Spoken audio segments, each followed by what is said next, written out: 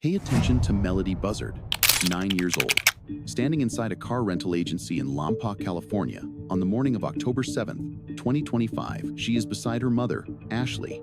The surveillance camera catches them both, and if you look closely, something is immediately deeply wrong. They are wearing wigs.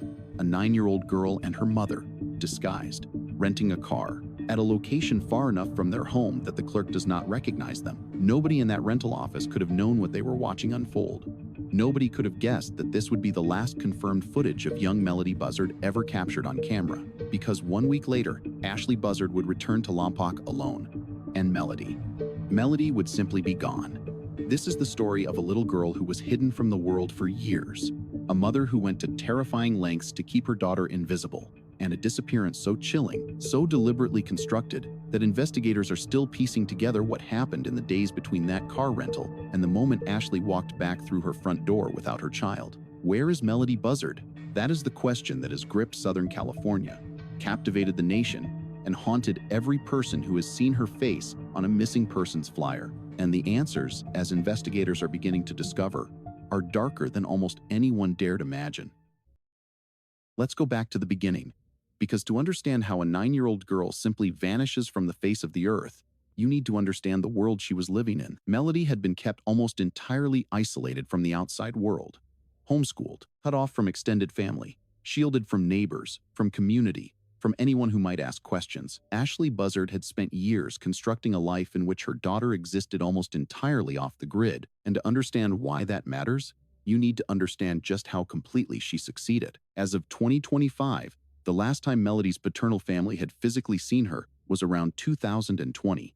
4 or 5 years of silence. 4 or 5 years of a little girl growing up entirely invisible. The most recent photograph investigators could find of Melody, the one circulated on every missing persons flyer, dated back to when she was 4 or 5 years old. There were no recent school photos, no birthday snapshots shared on social media, no casual pictures snapped by a grandparent at a holiday dinner.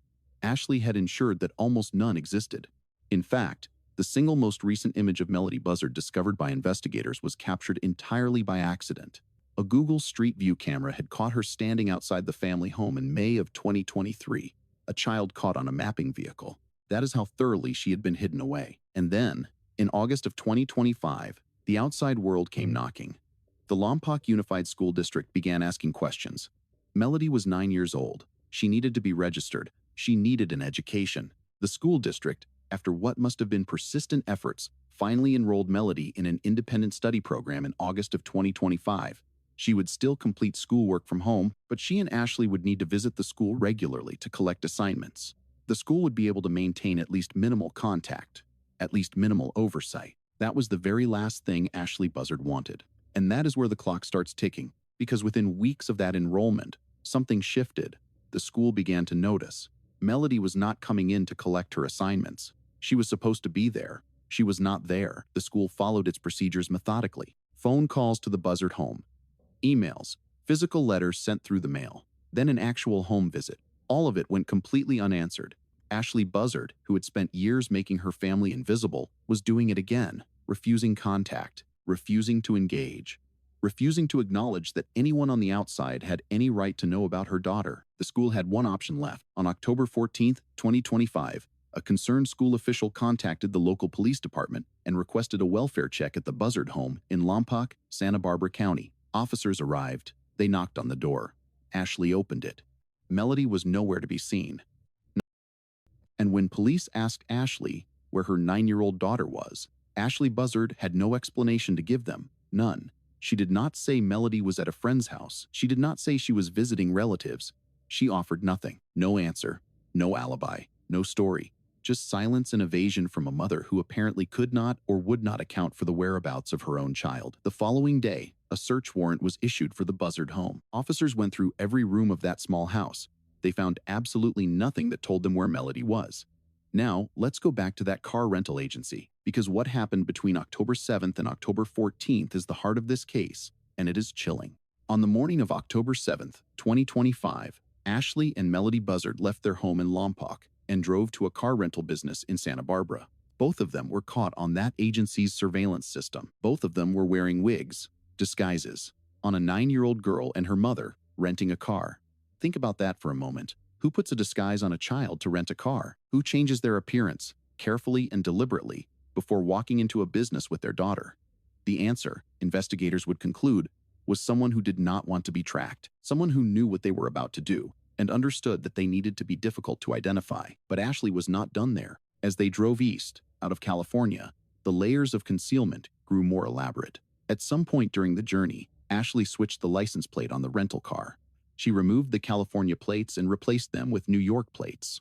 A license plate, as one observer put it, is sort of like a car wig, and she changed her own wig multiple times throughout the journey, as if she understood that surveillance cameras existed along every major highway and that altering her appearance regularly might defeat them. Investigators were able to track the vehicle's route all the way to Nebraska. The car made stops across multiple states as it moved east. Ashley and Melody traveled hundreds of miles together, deep into the American heartland, far from Southern California, far from anyone who knew them, far from anyone who might ask why a woman and her 9-year-old daughter were driving across the country in disguise with switched license plates. And then, on October 10th, 2025, Ashley Buzzard returned home to Lompoc, alone. She came back without Melody, without any explanation, without telling anyone where she had left her daughter, or who Melody was with, or whether Melody was even alive. She simply came home and resumed her pattern of silence and isolation, closing the door behind her, shutting out the world, as if nothing had happened. 4 days later, the police would come knocking. Since the case broke publicly on October 14th, the pressure on Ashley Buzzard has been relentless, and her behavior has only deepened the suspicion surrounding her. Surveillance footage captured after Melody's disappearance was reported shows Ashley doing something that stops investigators cold. She is seen tearing down missing persons posters bearing her daughter's face, her own daughter, a 9-year-old girl that the community is desperately searching for, and Ashley is pulling those posters down. She is also seen moving boxes in and out of the home. Meanwhile, calls pour in, family members reach out, social workers attempt contact, law enforcement keeps knocking, and through all of it, Ashley remains what investigators describe as completely uncooperative. She will not explain where Melody is. She will not say what happened in Nebraska. She will not give authorities anything to work with. But in one conversation with her half-sister during the search, Ashley said something that investigators have found deeply significant. When her half-sister expressed that she did not even know where to begin looking for young Melody, that she had no idea where to start, Ashley snapped back at her. 2 words, delivered with what witnesses described as an unsettling certainty. There's a reason for that. Think about what that means. There is a reason that nobody knows where to look for this child. There is a reason that Melody has been kept so completely invisible, so entirely off the grid, that her own extended family cannot even begin to guess where she might be. Ashley did not say those words with grief. She did not say them with desperation. She said them as if the isolation she had constructed around her daughter was something she had designed, something intentional, something with a purpose she alone understood. What that purpose was, investigators are still working to determine. But the theories are not comforting. On October 18th, the FBI joined the search.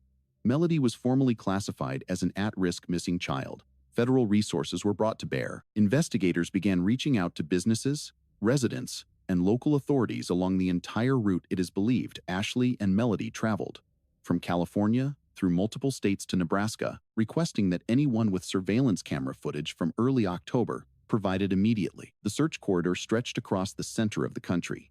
The timeline was narrow, but the geography was vast. And then came November 7th, the day Ashley Buzzard was arrested, not for anything directly connected to her missing daughter, not for anything related to the investigation that had consumed Santa Barbara County for weeks.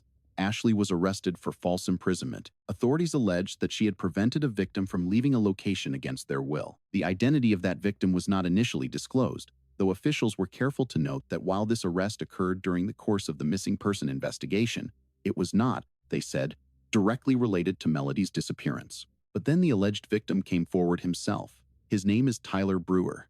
He is a legal document assistant, and he describes himself as a friend of Ashley's since approximately 2014. He had gone to Ashley's home, he said, hoping to talk to her about Melody. He believed he might be able to get through to her. He was wrong. According to Tyler Brewer, the conversation turned. Ashley became visibly distressed after sharing certain information that she appeared to regret disclosing almost immediately, and when he moved to leave, she produced a box cutter and refused to let him go. He was held there, in that small house, against his will, by a woman who apparently feared what he now knew. What had Ashley told him? According to Tyler Brewer, she had told him that Melody is still alive, that she is in Utah, and that she is with someone. He was careful to say he does not know whether any of this is true. He does not know whether Ashley was telling the truth or telling him what she thought he needed to hear, but he shared it because he believed authorities needed every fragment of information they could get. Ashley was subsequently released. She is now wearing an ankle monitor. She remains, as of this telling, uncooperative with investigators, and Melody Buzzard remains missing. Now let us talk about what we know and what we do not know, because in a case this disturbing, the distinction matters enormously. We know that Melody was last verified to be alive when she was seen at the Independent Study School in August of 2025, at the time of her enrollment. We know that on October 7th, she was captured on surveillance camera at the car rental agency in Santa Barbara, in disguise, beside her mother. That footage is real. That footage has been confirmed. So as of that morning, Melody was alive. We know that Ashley drove east. We know the route is traceable. We know that on October 10th, Ashley returned alone.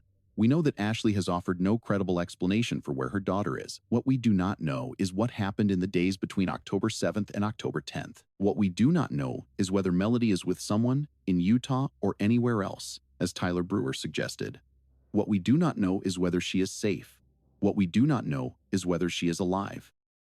Investigators and family members of Melody's late father have been vocal, visible, and heartbreaking in their appeals. A vigil was organized by the paternal side of the family, by the relatives that Ashley had cut off years ago, the people who had been fighting, in one way or another, to stay connected to this little girl for years. Standing together, holding candles, speaking directly to a child who might be somewhere, somehow, watching or listening. If she's listening, one family member said through tears, "We love you. We're here for you. We just want you to be happy." That is the voice of a family that has spent years being shut out, years being told, when they dared to ask, that Melody had been given up for adoption, years being fed whatever story Ashley thought would make them stop calling. And now they are standing in the dark holding candles for a 9-year-old girl they have not seen since she was 4 or 5 years old, hoping she is somewhere safe enough to one day hear their voices again. The investigation has also surfaced something equally troubling about the pictures available of Melody, because Ashley kept her daughter so isolated, because she was homeschooled and kept from any public-facing activities or interactions. Investigators have almost nothing current to work with. The missing persons flyers circulating across social media and posted in communities across California show a little girl who is 4 or 5 years old. That child would look nothing like a 9-year-old Melody does today. Her features have changed. Her height has changed. Anyone who encountered Melody now might not recognize her from those flyers. Ashley understood that.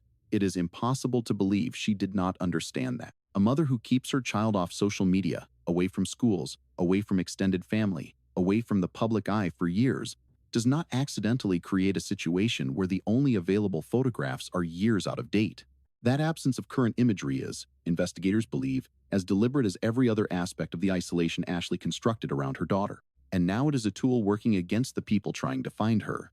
The FBI is conducting an active investigation that spans multiple states. Every surveillance camera along the believed route is being reviewed. Every transaction, every gas station stop, every motel record, every toll crossing is being examined. The digital trail left by a woman traveling cross-country with a child is, in theory, recoverable. Credit card records, phone pings, vehicle tracking data from the rental company, license plate readers on highways, cameras at rest stops. The infrastructure of modern surveillance, the very thing Ashley was trying to defeat with her wigs and her switched plates, is being turned against her. And here's what investigators know about people who try to disappear in America. They almost always leave a trace.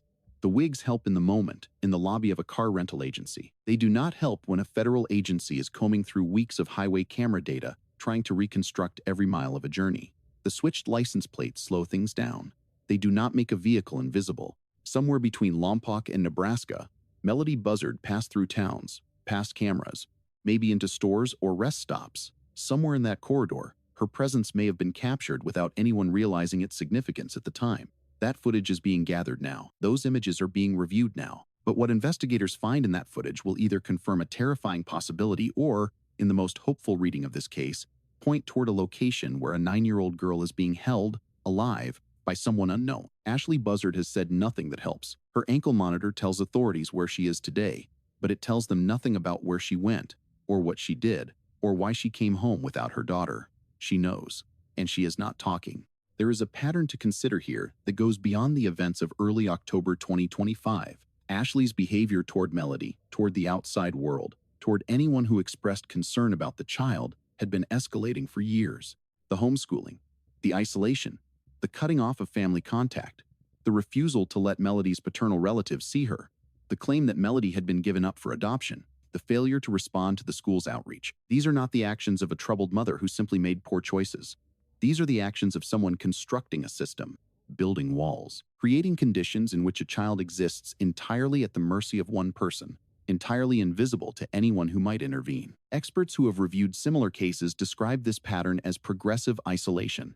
The child is removed from one social context after another, first extended family, then school, then community, until the only relationship that exists, the only tether connecting the child to the world, is the one with the isolating parent. And when that tether serves a purpose, when it keeps the child compliant, when it makes the child invisible, when it prevents the child from saying the wrong thing to the wrong person, it is maintained with extraordinary deliberateness. What purpose was Melody's isolation serving?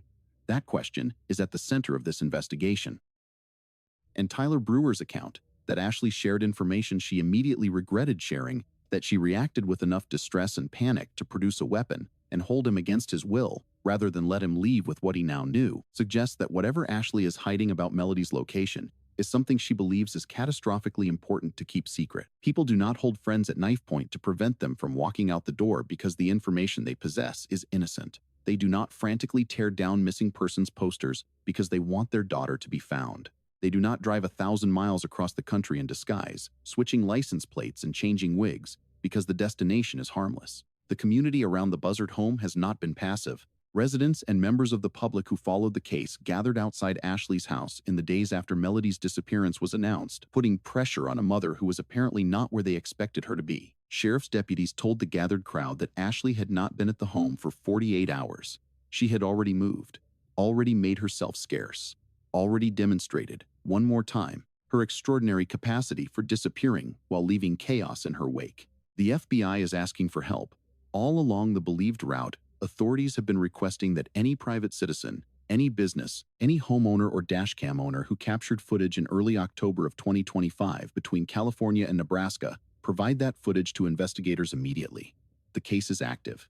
The tip lines are open, and the family that loved Melody and was kept from her for years is still out there, still watching, still hoping. Because here is what we know about 9-year-old girls who've spent their entire lives in isolation. They are not invisible, not entirely. Not to everyone. Someone saw Melody Buzzard between October 7th and October 10th. Someone crossed her path at a gas station, or a rest stop, or a roadside restaurant somewhere in the middle of this country. Someone may have seen her face and thought it looked familiar, or may have noticed something wrong. A child too quiet, a mother too tense, a situation that did not sit quite right in the back of their mind. That person may not have known who they were seeing, but that person can still come forward now. If you have any information about the whereabouts of Melody Buzzard, please contact the Santa Barbara County Sheriff's Office, the FBI, or the National Center for Missing and Exploited Children. Any detail, however small, however seemingly insignificant, could be the one that breaks this case open. As of this telling, Ashley Buzzard has not been charged with any crime related to her daughter's disappearance. The investigation is ongoing. Her ankle monitor tracks her movements. Her silence tracks everything else about her. She is a woman who spent years building a wall between her daughter and the world. And now that wall is the central obstacle standing between investigators and the truth about what happened to Melody. Somewhere out there, a 9-year-old girl is either waiting to be found or has already been lost in a way that no search team can undo. The people who love her are standing in the dark with candles. The FBI is pulling highway footage from a dozen states. A mother who knows exactly what happened is saying nothing. And the question that echoes through every development in this case, the question that has no comfortable answer, is the one that has been there from the beginning. From the moment a school official noticed a little girl who had stopped coming in to collect her assignments. From the moment a welfare check revealed an empty house and a mother with nothing to say. Where is Melody Buzzard? Nobody who has looked at this case honestly believes the answer is simple. Nobody who has watched Ashley's behavior, tracked her route, read Tyler Brewer's account of what happened when he tried to get the truth, believes the ending of this story is going to be an easy one. The red flags were there for years. The isolation was deliberate. The disappearance was planned, carefully and coldly, by a woman who had spent years making her daughter invisible and who apparently, in early October of 2025, decided to make her permanently so. But Melody Buzzard is not invisible, not to the investigators who are still searching, not to the family that has been fighting for years to see her face, not to the communities along a cross-country route who are now being asked to think back, to look again, to search their memories for a quiet child in the passenger seat of a rental car with switched license plates and a mother wearing a wig. She is 9 years old. She is out there somewhere, and the people looking for her are not going to stop.